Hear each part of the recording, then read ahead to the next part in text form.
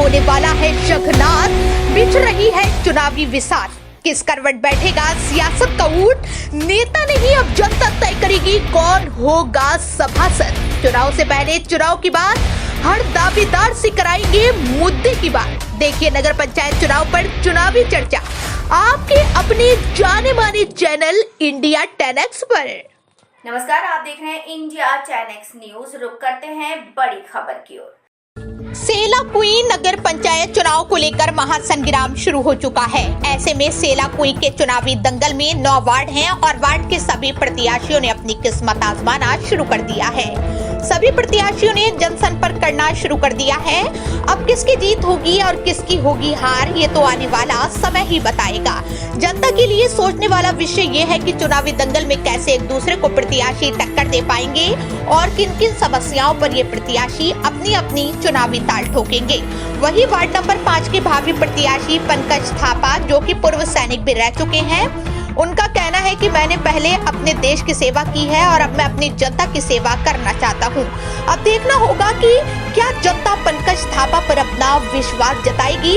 पर सूत्रों की माने तो क्षेत्र में चर्चाएं हैं कि पंकज थापा क्षेत्र के सक्रिय व्यक्ति हैं, जो कि क्षेत्र के लोगों के दुख सुख में खड़े रहते हैं और हम इस बार किसी भी प्रकार के लालच में नहीं आएंगे और सोच समझ कर ही अपना मत देंगे।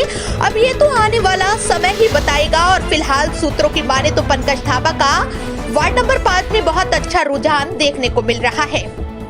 अब देखना ये होगा कि किस तरीके से पंकज थापा अपने सामने वाले प्रत्याशी को चुनावी दंगल में टक्कर दे पाएंगे। देखिए क्या कहा पंकज थापा ने क्षेत्र के जाने माने इंडिया 10X न्यूज से खास बातचीत।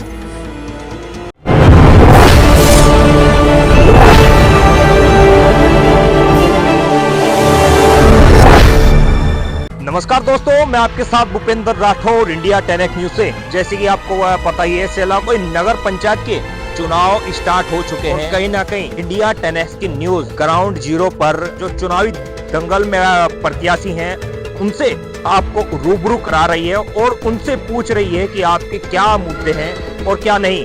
वैसे ही आज मैं सेलाकुई के वार्ड नंबर 5 में पहुंचा हूं, जहां पर चुनावी दंगल में 6 प्रत्याशी ताल ठोकने के लिए जा रहे हैं। उसी के साथ साथ वार्ड नंबर 5 से पंकज थापा मौजूद है साथ में, और अब इनसे जानना चाहेंगे कि ये चुनावी ताल ठोकने जा रहे हैं किस तरीके से वार्ड नंबर 5 देखते हैं और किन किन मुद्दों पर ये अगर जनता इन्हें चुनती है तो किन किन मुद्दों पर ये काम करे। फर्स्टली मेरा क्या है कि विकास का मुद्दा है। वादा नहीं करते, विकास करेंगे, क्योंकि इस क्षेत्र में 9 साल के बाद में चुनाव हो रहा है। चुनाव में दंगल में तो बहुत से योद्धा खड़े हैं, सूरवीर खड़े हैं। मेरा मतलब है कि जनता जनार्दन है। जो 23 तारीख को चुनाव होगा, मेरा चुनाव चिन्ह ईंट है। और बोलने का मतलब ये है कि क्षेत्र की जनता की भावनाओं को आगे लेके आना और पद अधिकारी को किस तरीके से बताना, अवगत कराना और क्षेत्र में विकास कैसे लेके आना है। क्षेत्र में विकास लाने के लिए तो पद की गरिमा को लेके आगे बात करेंगे। किसी भी क्षेत्र में कोई भी विभाग हो, और ऐसा है कि जो हमारे चुन के आएंगे, जो चेयरमैन साहब आएंगे, उनको भी अवगत कराएंगे, क्योंकि हमारा क्षेत्र 5 नंबर वार्ड बहुत पिछड़ा हुआ है। इसमें हर तबके के लोग रहते हैं। उनकी जनता की भावनाओं को किस तरह से प्यार से जीतना है। मुद्दा यह है कि जनता की भावनाओं को किस तरह से जीतना है। अच्छा सर, एक सवाल बड़ा गंभीर है। माने तो आपने पूर्व देश की सेवा भी पूर्व में की है, तो ऐसा क्या कुछ इंटरेस्टेड लगा कि देश सेवा करने के बाद आप राजनीति में कदम रखने जा रहे हैं? क्या कुछ इंटरेस्ट लगा आपको राजनीति में? ऐसा है कि मेरे पास बोलने का, मेरी माता जी थी विमला थापा जी, वो सोशल वर्कर थी और इस क्षेत्र में उनका काफ़ी रुझान था कि इस क्षेत्र में काम किया जाए। और दूसरा ऐसा है कि मैं पब्लिक सर्वेंट, समाज सेवा करना चाहता हूँ, क्योंकि ऐसा है कि 50 साल मेरी भी एज हो गई है और क्षेत्र में कोई कैंडिडेट इतना मजबूत नहीं है कि जो इस क्षेत्र को डेवलपमेंट लेके आए। मैं सरकार की जो योजनाएं हैं, जो आने वाले योजनाएं, जो भी गरीब तबके के लोग हैं, उनको सब उसका भरपूर फायदा उठाए। तो कहने का मतलब ये है, जो वार्ड नंबर 5 जो 5 और प्रत्याशी हैं मतलब आपके अलावा, वो कहीं ना कहीं मजबूत नहीं है आपके मतलब अकॉर्डिंग? आपने ही कहा भी, कैसे देखते हैं? ऐसा है कि जो क्षेत्र की जनता जनार्दन है और जनता अर्थ से पर्स में भी ला देती है। इससे पहले भी वो चुनाव लड़ चुके हैं और बोलने का मतलब है जनता को सब पता है कि क्या करना क्या नहीं करना। मेरा बोलने का तात्पर्य ये है कि मैं किसी पे आरोप प्रत्यारोप नहीं लगा रहा हूँ। बोलने का मतलब ये है कि उनके अंदर विल पावर कितना है, क्योंकि मेरे को अपने जो भी मैं एक्सपीरियंस है, जो भी हर क्षेत्र में, जैसे कि आपका बाहर भी बैठ के आ रखा हूँ, अमेरिकन एम्बेसी, जर्मन एम्बेसी, तो मेरा तजुर्बा जितना है कि बोलने का तो किस तरह से क्षेत्र में विकास आएगा, रोड और लाइट नहीं, इससे भी बढ़कर मेरा वो है कि मैं किस तरीके से और भी योजनाएं सरकार को अवगत करा के इस क्षेत्र में जल्दी से जल्दी डेवलपमेंट लेके आऊं और जो निचले तबके के वर्ग के लोग हैं उनको लाभ पहुंचे। और किसी की भावनाओं को ठेस पहुंचाने के लिए मैं चुनाव में दंगल में नहीं खड़ा हूं। मैं किसी पार्टी को रिप्रेजेंट नहीं करता हूं। रिप्रेजेंट करने का मुख्य कारण यह है कि अगर कोई पार्टी को रिप्रेजेंट करूं मैं, तो बोले कल के दिन में जनता जनार्दन सबसे मीटिंग होगी, बातचीत होगी, जो भी मेरे को चुन के लेके आएंगे, जो मेरे सर पे जिन्होंने हाथ रखा है उनकी मीटिंग होगी। अगर वो बोलते हैं कि हाँ कोई पार्टी ज्वाइन करना है, अगर उनकी भावनाओं पर ठेस पहुंचता है तो मैं कोई पार्टी को ज्वाइन नहीं करूंगा। कहने का मतलब आपने एक बहुत बड़ी बात की, छोटे शब्दों में बहुत बड़ी बात है कि अगर जो भी जनता आपको चुनती है और होकर चुनावी दंगल में जीतते हैं तो आपके लिए सबसे पहले जनता रहेगी, पार्टी बाद में रहेगी। यही कहना चाह रहे हैं आप? बिल्कुल सही, क्योंकि ऐसा है कि इस क्षेत्र में हर तबके के लोग आते हैं। मैं एक बार फिर रिपीट कर रहा हूँ, हर तबके के लोग आते हैं।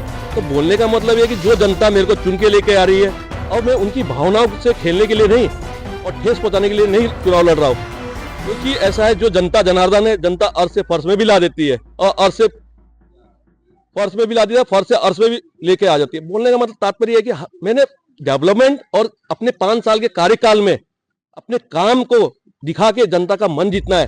जो मेरे को वोट दे वो भी मेरा अपना, जो नहीं दे वो भी मेरा अपना। बोलने का मतलब है जीत के आएंगे तो ऐसा है कि ये नहीं है कि इसने मेरे को वोट नहीं, बोलने का सबने जिताया है। उनको मैंने अपने काम से मेरा काम बोलेगा, 5 साल में अपना काम बोलेगा। भाई साहब की दिल से निकली हुई बातें देखिए, कहीं ना कहीं जो भी बात बोलते हैं दिमाग से नहीं, क्योंकि फौज के लोग हैं, दिल से बोलते हैं जो भी बोलते हैं। फौज में देश की सेवा करना ही सिखाया जाता है। उसके बाद देख लो उन्होंने क्या कहा कि मैं जनता के लिए तत्पर सेवा में रहूंगा। तो आप ऐसा क्या करेंगे फौजी साहब जो दूसरे प्रत्याशी को ना चुनकर जनता में आपको वोट दे? ऐसा क्या कुछ अलग करेंगे आप? मेरा बोलने लास्ट और आखिरी क्वेश्चन है, फिर दोबारा रिपीट कर देता हूं मैं आपको।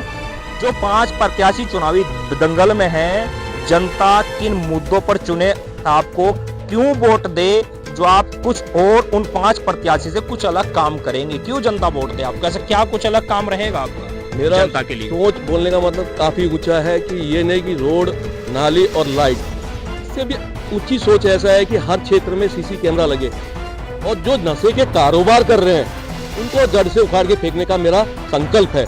और दूसरा ऐसा है कि इससे पहले भी मैं काम कर ही रहा हूँ, ग्राउंड जीरो से काम कर रहा हूँ। बोलने का मतलब अभी से नहीं, इस चुनावी दंगल में अभी मैं नहीं कूद रहा हूँ।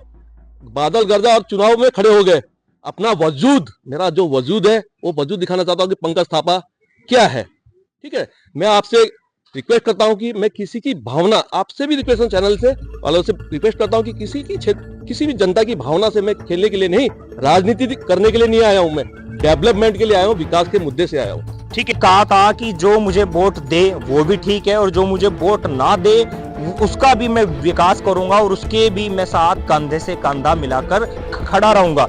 कहीं ना कहीं पूर्व सैनिक रह चुके हैं और इनका कहना अब ये है कि मैंने देश की सेवा की है, मैं अब अपने क्षेत्र वालों की, अपने क्षेत्र के लोगों की सेवा करना चाहता हूं। तो आप लगातार इंडिया 10X न्यूज पर बने रहिए, हम रूबरू कराएंगे आपको हर एक प्रत्याशी से जो कि चुनावी दंगल में लड़ रहा है। बहुत से प्रत्याशी ऐसे हैं कि मीडिया का माइक देखते ही भाग जाते हैं और एक शब्द भी नहीं बोल पाते हैं। तो सावधान, जो आज आप मीडिया के सवालों का ही नहीं जवाब दे पा रहे हैं तो आप जनता की समस्याओं से तो क्या रूबरू होंगे। मैं आपके साथ Bhupendra Rathore, India 10X news से।